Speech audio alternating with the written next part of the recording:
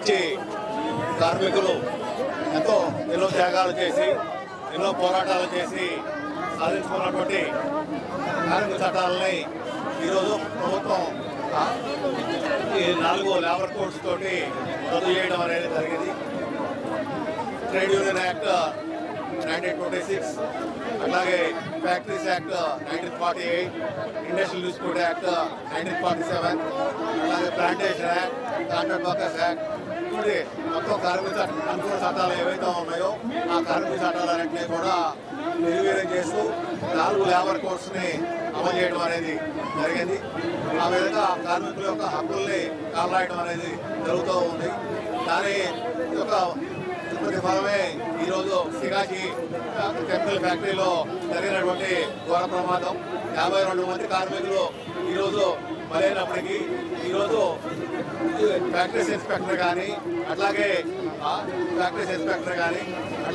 Boiler inspector కానీ వాళ్ళు ఆ పరిశ్రమల్ని ఇది విజిట్ చేయడానికి వీలేదని చెప్పి ఆన్లైన్లోనే వాళ్ళ ఇది ఇన్స్పెక్షన్ చేసుకోవాలి తప్ప ఫిజికల్ ఇన్స్పెక్షన్ అనేది చేయొద్దని చెప్పి ఆ రకంగా ఈ ఇన్స్ట్రక్షన్స్ అనేది ఇవ్వడం అనేది జరిగింది.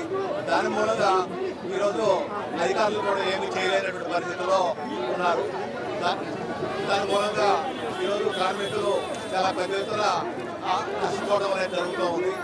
ఒక కార్మికులు, ఉద్యోగులు, ఆఫీసర్లు, పెన్షనర్లు కాకుండా ఈ మొత్తం ఈరోజు దేశంలో ఉన్నటువంటి ప్రజానీకం మొత్తం అందరూ కూడా ప్రభుత్వం యొక్క కార్మిక ప్రజా వ్యతిరేక విధానానికి మూలంగా నష్టపోవడం అనేది జరుగుతూ ఉంది. ఈరోజు ఈవెన్ పారామిలిటరీ ఫోర్సెస్ సిఆర్పిఎఫ్ కావచ్చు, బోర్డర్ సెక్యూరిటీ ఫోర్స్ కావచ్చు, అస్సాం రైఫిల్స్ కావచ్చు, సిఐఎస్ఎఫ్ వాళ్ళందరికీ కూడా 2004 తర్వాత ఈ జాయిన్ అయినటువంటి వాళ్ళకి పెన్షన్ సౌకర్యాన్ని తీసివేయడం అనేది జరిగింది. మనం జరిగినటువంటి ఇండో పాక్ కాన్ఫ్లిక్ట్ లో కూడా చాలా మంది అగ్నివీర్లో బలవడం అనేది జరిగింది. వాళ్ళకి ప్రభుత్వం ఉన్నటువంటి పెన్షన్ సౌకర్యం కూడా తీసివేస్తూ రెగ్యులర్ గా సైన్యంలో కూడా రిక్రూట్మెంట్ అనేది లేకుండా ఈ అగ్నివీర రిక్రూట్మెంట్ అనేది పెట్టి 4 ఏళ్ళు వాళ్ళ చేత పనిచేసుకుని ఆ తర్వాత వాళ్ళని తీసివేయడం అనేది జరుగుతూ ఉంది. ఈ రకంగా సైన్యం దగ్గర నుంచి ప్రతి రంగంలోనూ ఇది ఈ రకంగా జరుగుతూ ఉంది. పారామిలిటరీ సిబ్బంది సైన్యంతో సమానం అని చెప్పి వాళ్ళకి ఇది సైన్యంకి వచ్చేటువంటి పెన్షన్ పారామిలిటరీ సిబ్బంది కూడా రావాలని చెప్పి కోర్టు తీర్పులు ఉన్నప్పటికీ కూడా ఆ కోర్టు తీర్పుల్ని బేదఖలు చేస్తూ లీగల్ లిటిగేషన్ అనేది గవర్నమెంట్ ప్రొలాంగ్ చేస్తూ ఉంది. అదే రకంగా ఈరోజు కేంద్ర ప్రభుత్వ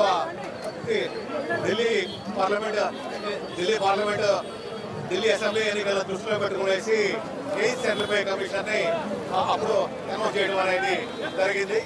అప్పుడు ఢిల్లీలో ఉన్నటువంటి పెన్షనర్లు కానీ, ఉద్యోగులు కానీ, అట్లాగే స్టేట్ గవర్నమెంట్ పెన్షనర్స్ కూడా సెంట్రల్ పే స్కేల్స్ అమలవుతాయి కాబట్టి వాళ్ళు కానీ ఇచ్చే రాజకీయ లబ్ధి పొందడం అనేది జరిగింది. కానీ ఇంతవరకు ఎయిత్ సెంట్రల్ పే కమిషన్ అనేది ఒక చైర్మన్ కానీ, సభ్యులను కానీ ఇంతవరకు నామినేట్ చేయలేదు. అట్లాగే టర్మ్స్ ఆఫ్ రిఫరెన్స్ కూడా ఇంతవరకు గవర్నమెంట్ డిక్లేర్ చేయలేదు. దీనివల్ల అట్లాగే ఈరోజు పెన్షనర్స్ కూడా ఇది వాళ్ళు రిటైర్ అయ్యేటప్పుడు ఎంత పెన్షన్ ఉంటుందో వాళ్ళ తర్వాత కూడా అంతే పెన్షన్ అనేది ఈరోజు ఈ కేంద్ర ప్రభుత్వం యొక్క ప్రజా వ్యతిరేక పారిశ్రామిక ఆర్థిక విధానాలని మొత్తం ప్రజానీకం మొత్తం అందరూ కూడా వ్యతిరేకించాల్సిన అవసరం ఉంది. దాంట్లో భాగంగా ఈ జూలై 9 సమ్మె అనేది కేవలం ప్రారంభం మాత్రమే. భవిష్యత్తులో మొత్తం ఇది కార్మికులు, ఉద్యోగులు, ఆఫీసర్లు, పెన్షనర్లు, అట్లాగే రైతాంగం, వ్యవసాయ కార్మికులు అన్ని సెక్షన్ల ప్రజలు ఐక్యమై ఈ ప్రభుత్వం యొక్క ప్రజా వ్యతిరేక విధానాలకు వ్యతిరేకంగా ఫైట్ చేయడం అనేది జరుగుతుంది. అందువలన ఈరోజు ప్రభుత్వం ఇది అమెరికా యొక్క ఒత్తిడి తొలగి టారిఫ్లో ఇది ఇంపోర్ట్ డ్యూటీస్ ని తగ్గించడం అనేది జరుగుతూ ఉంది. దాని మూలంగా విదేశాల నుంచి ఇది ఆహార ఉత్పత్తులు చాలా తక్కువ రేటుకి ఇక్కడ మార్కెట్లోకి డమ్ చేయబడుతూ ఉన్నాయి. దాని మూలంగా ఇక్కడ రైతాంగం దివాళా తీసేటువంటి పరిస్థితి ఏర్పడుతూ ఉంది. అట్లాగే ఇది పాడి పరిశ్రమలో ఉన్నటువంటి కూడా పూర్తిగా నష్టపోయేటువంటి పరిస్థితి ఏర్పడుతూ ఉంది. అందువలన ఈ మొత్తం అన్ని సెక్షన్ల ప్రజలు కూడా ఈ నష్టపోవడం అనేది జరుగుతూ ఉంది. అందువలన మరోసారి ఈ సిగాచి లాంటి సిగాచి రాకుండా ఉండాలంటే ఈరోజు కార్మికులకు మరణ శాసనంగా ఉన్నటువంటి కార్మిక చట్టాలని పునరుద్ధరించుకోవాల్సినట్లు అవసరం ఉంది. అట్లాగే ఈరోజు మొత్తం విద్యారంగం, వైద్య రంగం మొత్తం పూర్తిగా ప్రైవేటీకరణ జరుగుతూ ఉంది. దాని మూలంగా ప్రజలకి విద్యా వైద్యం అనేది అందుబాటులో లేనటువంటి పరిస్థితి ఏర్పడుతూ ఉంది. ఇది ఆల్రెడీ గతంలో 3 షిఫ్ట్లు ఇది పని విధానం అనేది ఉండేది. దాన్ని తొలగించి ఇప్పుడు 2 షిఫ్ట్ల పని విధానంలోకి తీసుకొచ్చారు. అదేవిధంగా 12 గంటలు కూడా ఇదివరకు 8 ఇది మేడే స్ఫూర్తితోటి 1886లో మేడే స్ఫూర్తితోటి కార్మికులు పోరాడి సాధించుకున్నటువంటి 8 గంటల పని విధానాన్ని రద్దు చేసి ఈరోజు 12 గంటల పని విధానాన్ని గుజరాత్లో అమలు జరిపారు. దాన్ని ఇప్పుడు తీసుకొచ్చి కర్ణాటక ప్రభుత్వం, తెలంగాణ ప్రభుత్వం కూడా అమలు చేస్తూ ఉన్నాయి. అందువలన రాజకీయ పార్టీలు ఏమైనా సరే వాళ్ళ పాలక వర్గాలకి అనుకూలంగా ఉంటారు. వాళ్ళకి ఎవరైతే ఆర్థికంగా ఫండింగ్ చేస్తారో వాళ్ళ ప్రయోజనాలే కాపాడుతూ ఉంటారు. అదేవిధంగా ఈ బౌద్ధ జాతి సంస్థలకి అట్లాగే ఇది మల్టీనేషనల్స్కి ఇది రాజకీయ నాయకులు పొందుగా వస్తున్నటువంటి పరిస్థితి. అందువలన ఎట్లాగైతే రాజకీయ పార్టీల వాళ్ళందరూ కూడా నాయకులందరూ ఐక్యమై కార్మికులకు వ్యతిరేకంగా వాళ్ళందరూ ఏకమవుతున్నారు. అదే రకంగా అన్ని రాజకీయ పార్టీల సానుభూతిలో ఉన్నటువంటి ప్రజానీకం కూడా ఐక్యమై ఈ ప్రభుత్వాల యొక్క కేంద్ర రాష్ట్ర ప్రభుత్వాల యొక్క ప్రజా వ్యతిరేక విధానాలకు వ్యతిరేకంగా ఫైట్ చేయాల్సినటువంటి అవసరం అనేది ఉంది.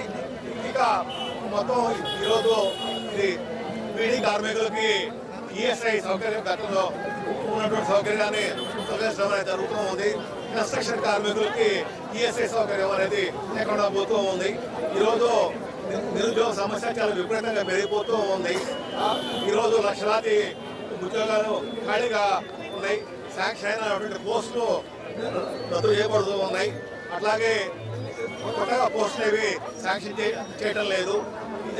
అట్లాగే ఈ రకంగా నిరుద్యోగ సమస్య అనేది చాలా విపరీతంగా పెరిగిపోతూ ఉంది. అందువలన ఈ నిరుద్యోగ సమస్య పరిష్కారం కావాలన్నా కూడా మొత్తం ప్రజలందరూ కూడా ఐక్యమై ఫైట్ చేయాల్సినటువంటి అవసరం అనేది ఉంది. అందువలన రానున్నతనాలు జరిగేటువంటి ఆందోళన కార్యక్రమాల్లో మొత్తం ప్రజానీకం మొత్తం అందరూ కూడా ఐక్యమయ్యి ఫైట్ చేయాలి. ఇది కేవలం ఈ స్ట్రగుల్ ఈ సమ్మె అనేది కేవలం ప్రభుత్వానికి ఒక హెచ్చరిక మాత్రమే. రానున్న దినాల్లో ఖబర్దార్ ప్రభుత్వం కనుక తమ విధానాలని మార్చుకోకపోతే రాజకీయ పార్టీలు తమ ప్రజా వ్యతిరేక కార్మిక వ్యతిరేక విధానాలని మార్చుకోకపోతే మొత్తం అందరూ కార్మికులు ఐక్యమై మొత్తం ప్రజానీకం మొత్తం అందరూ ఐక్యమై ఇది రానున్న దినాల్లో ఫైట్ చేయక తప్పదు. అందువలన ప్రజల యొక్క రెసిస్టెన్స్ ని ప్రభుత్వాలు, అది కేంద్ర ప్రభుత్వం కావచ్చు, రాష్ట్ర ప్రభుత్వాలు కావచ్చు, వాళ్ళు ఎదుర్కోకముందే వాళ్ళు మేల్కొని తమ విధానాలని మార్చుకోవాలని చెప్పి హెచ్చరిస్తూ ఉన్నాం.